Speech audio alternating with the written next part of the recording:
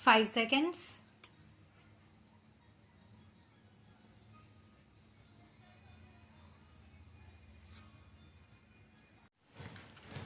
The Industrial Policy Resolution of 1948 was good so far as it went, but unfortunately the spirit of it could not be understood or appreciated by the common man in this country.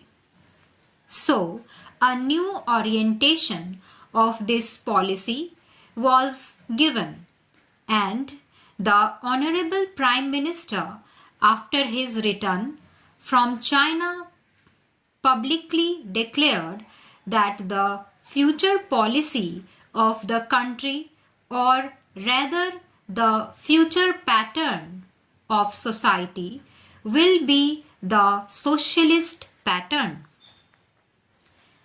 That was further emphasized by the resolution passed at the Avadi session of the Congress and later retreated by Shri Debar, President of the Indian National Congress.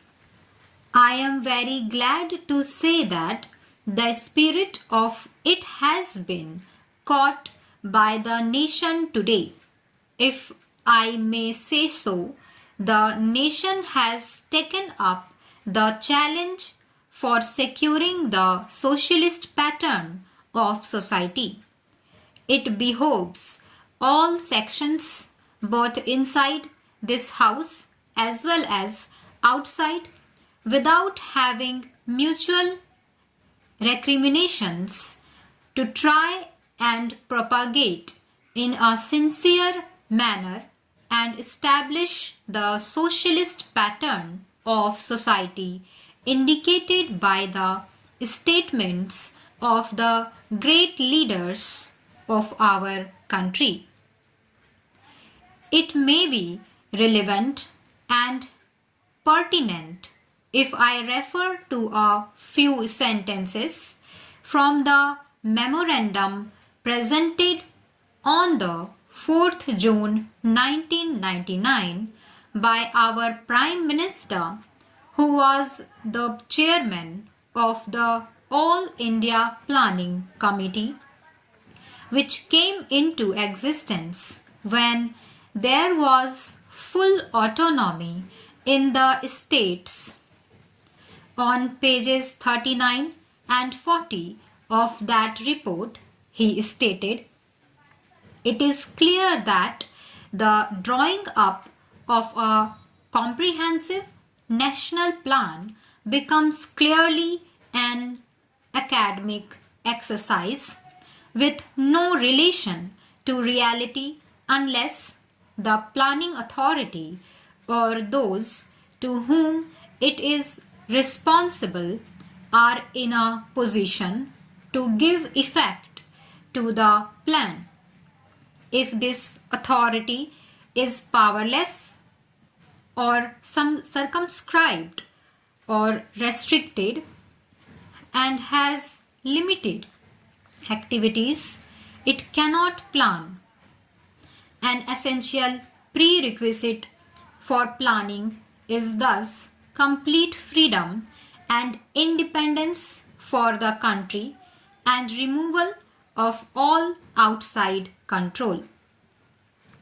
This implies that the country possesses in itself full sovereign authority to take any measures, adopt any policies, and form any relations with other countries as may seem best to its governing authority in the interests of the country and its people.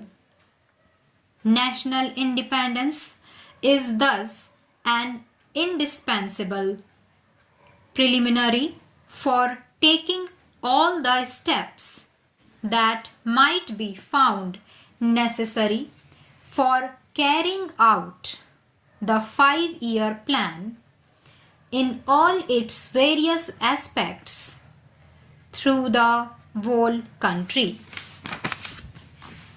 At the present moment, it is clear that not only have we in India no national independence, but we are hedged in and obstructed by numerous restrictions, limitations, safeguards, and reservations which block the path to planning and progress. Our plan for national development must therefore be drawn up for a free and independent India. Thanks to the sacrifices made by millions of our countrymen and countrywomen under the leadership of the Father of the Nation, Mahatma Gandhi, we have today secured complete sovereign political independence at a time when the nations of the world were engaged in the bitterest struggle using all the weapons of destruction. If, therefore, we have secured political independence during the period of a quarter of a century, it should not be difficult, especially when we are today masters in our own country, to secure a socialist pattern of society, as has already been indicated. But it requires the assistance, the propaganda, the active work of all those who are interested in this.